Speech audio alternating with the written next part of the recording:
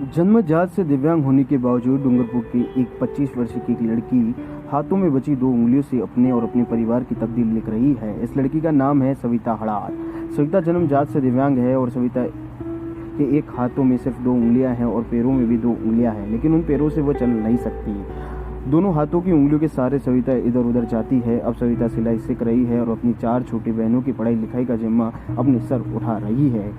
डूंगरपुर के सिमलवाड़ा ब्लॉक के चिकली गांव की रहने वाली सविता हड़ार 5 बहनों में सबसे बड़ी है। मगर सविता बचपन से हाथ पैरों से दिव्यांग है, लेकिन सविता इन हाथों पैरों के साथ जीने की इच्छा को वास्तविकता में बदलने के लिए जीवन की चुनौतियों का सामना किया है और विपरीत परिस्थितियों में काम कर खुद को आत्मनिर्भर बनाने की राह पर चल पड़ी हैं। सविता न केवल दूसरों पर बोझ बनना चाहती हैं, बल्कि सिलाई कर अपनी 4 छोटी बहनों की भी जिंदगी संवारना चाहती है और उनको मेहनत कर पढ़ाई लिखाई करवा कर बड़ा अफसर बनाना चाहती है। सविता के पिता हकमा और मां भूत में मजदूरी करने का काम करते हैं। जन्मजात से अपंगता के कारण सविता के हाथों में सिर्फ 2 उंगलियां थी और पैरों में सिर्फ 2 उंगलियां थी।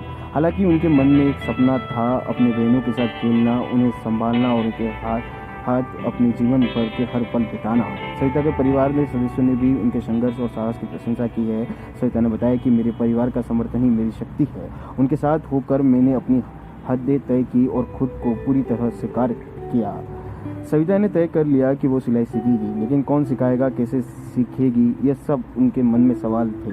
तभी उसकी बात आपड़ू संस्था के अशोक गमिती से हुई और अशोक ने संस्था में लेकर आए। इसके बाद हाथों से चलने वाले सिलाई मशीन दिया। अब सविता सिलाई की पूरी ट्रेनिंग कर चुकी है। अब वे घर जाने वाली है और सिलाई का काम शुरू करने वाली है। सिलाई कर वो अपने साथ अपनी छोटी बहनों का भी लालन पोषण करने वाली है। मैं जन्म से ऐसे हूँ। मैं 2 उंगलियाँ और की 2 उंगलियों में खड़े नहीं हो सकती हूँ मैं। आपके परिवार में आपकी कितनी बहनें हैं और मम्मी पापा क्या करते हैं?